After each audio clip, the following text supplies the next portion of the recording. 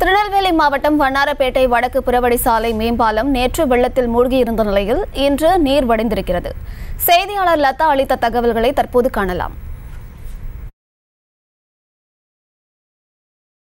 வணக்கம். நேற்று முன்தினம் பெய்த மழையின் காரணமாக திருநெல்வேலி மாவட்டத்தில் பெரும்பான்மையான இடங்கள் தாமிரபரணி ஆற்றில் ஏற்பட்ட வெள்ளப்பெருக்கால் குளம் போல் தேங்கி மழைநீரானது சூழ்ந்திருந்தது. குறிப்பாக நாம் தற்பொழுது நிற்கக்கூடிய இந்த திருநெல்வேலி மாவட்டம் வண்ணாரப்பேட்டை புறவழி சாலை பகுதியில் இருக்கக்கூடிய மேம்பாலமானது நேற்றைய தினம் இந்த பாலம் முழுவதுமே தண்ணீரால் மூழ்கி இருந்தது. தற்பொழுது அந்த காட்சிகளை பார்த்தாலே நமக்கு தெரியும். குறிப்பாக இந்த பாலமானது சேதமடைந்து இருப்பதையும் நம்மால் பார்க்க முடிகிறது.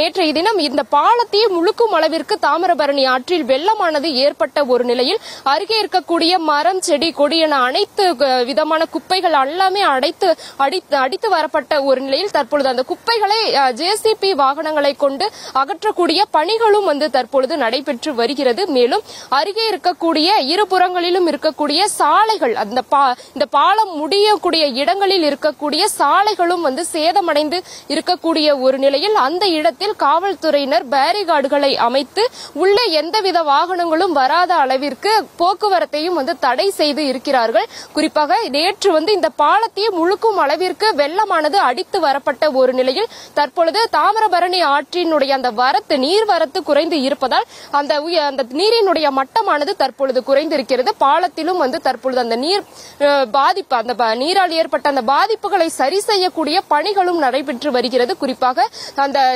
குப்பைகளை அடித்து வரப்பட்ட அந்த மரம் செடி உள்ளிட்ட அந்த குப்பைகளை ஜேசிபி வாகனங்களை கொண்டு அகற்றக்கூடிய அந்த பணிகளும் நடைபெற்று வருகிறது. தொடர்ந்து இந்த பணிகள் எல்லாம் சீர் செய்த பிறகுதான் இந்த பகுதியில் போக்குவரத்தானது சீரடையும் என்று எதிர்பார்க்கப்படுகிறது. செய்திகளை உடனுக்குடனும் துல்லியமாகவும் தெரிந்து கொள்ள சப்ஸ்கிரைப் பண்ணுங்க.